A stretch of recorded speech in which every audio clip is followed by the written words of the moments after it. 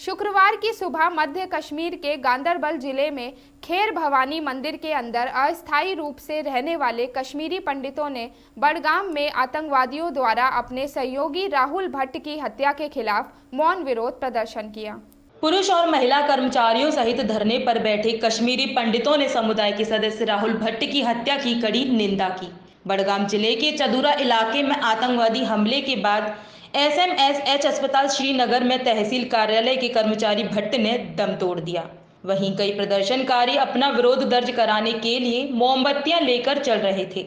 समुदाय के लोगों ने सरकार से घटना की जांच कराने की मांग की है ताकि आरोपियों को न्याय के कटघरे में खड़ा किया जा सके और न्याय किया जाना चाहिए।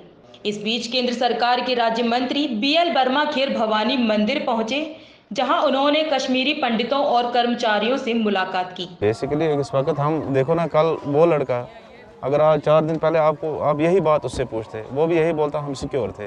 बट आज के दौर में आज देखो, उसको आप पूछोगे, कहाँ से पूछोगे उसको?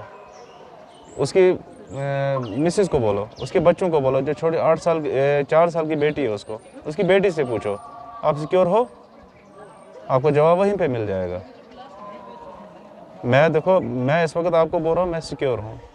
मैं कल को ऑफिस जाता हूँ या कहीं दूर दराज इलाके में, कल को मेरे साथ ये हो सकता है, तो आप उस वक्त टाइम मेरे को पूछने आओगे मेरे फैमिली को आप सिक्योर हो? हम यही चाहते हैं कि दोबारा ऐसा नहीं हो। जो इनोसेंट है, देखो ना, वो जहाँ तक हम जानते हैं, हमारे मैक्सिमम भाई हैं जो उनको जानते हैं ना, वो ज़्यादा किसी से मिलता जुलता था, अपने काम से काम रखता था, टाइम पे ड्यूटी जाता था, अपनी सर्विस देता था और हर किसी एंगल से वो परफेक्ट था, अच्छा था। उसी वजह का हमको दुख है। अगर वो मारा गया, किस वजह पे मारा? हम प्रोटेस्ट पे इसलिए यहाँ पे बैठे हैं, हम श्रद्धांजलि दे रहे हैं। जो कल राहुल भट्ट की हत्या हो गई, इनोसेंट किलिंग जिसको हम बोलते हैं, टारगेट किलिंग जिसको हम बोलते हैं, ये कल 4:30 बजे इसको अपने ऑफिस में जाके गोलियों से भून दिया जाता है। और इसीलिए हम यहाँ पे प्रोटेस्ट पे बैठे हैं कि हम एडमिनिस्ट्रेशन से, यहाँ गवर्नमेंट ऑफ इंडिया से, गवर्नमेंट ऑफ कश्मीर से, लेफ्टिनेंट गवर्नर से हम ये दरख्वास्त करते हैं कि भाई ये किलिंग क्यों हो रही है, क्यों मारा जा रहा है हमें? हमने कौन सा पाप किया है? अगर हम यहाँ पे नौकरी करने के लिए आए हैं तो हमें नौकरी करने दो ना। अगर हम मारने के लिए लाए गए हैं तो फिर हमें मार दो, सीधी बात है, एक ही बार में मार दो। अगर नौकरी करने के लिए आए हैं तो हमें फिर ऐसा माहौल यहाँ पे प्रोवाइड किया जाए, ऐसे रखा जाए कि हम आराम से यहाँ पे शांतिपूर्वक अपनी जो हमारे फ़राइज़ है वो हम अंजाम दें।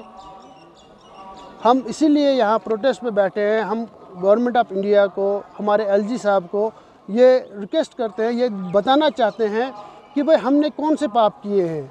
ये बात कह रहे हो कि ऑफिस में जाके आपके सामने आपको पता है कि कल ऑफिस में जाके उस आदमी को मारा जाता है जो अपनी चेयर पे बैठा हुआ है, अपने फ़राइज़ अंजाम दे रहा है, और फिर सिक्योरिटी कहाँ पर है?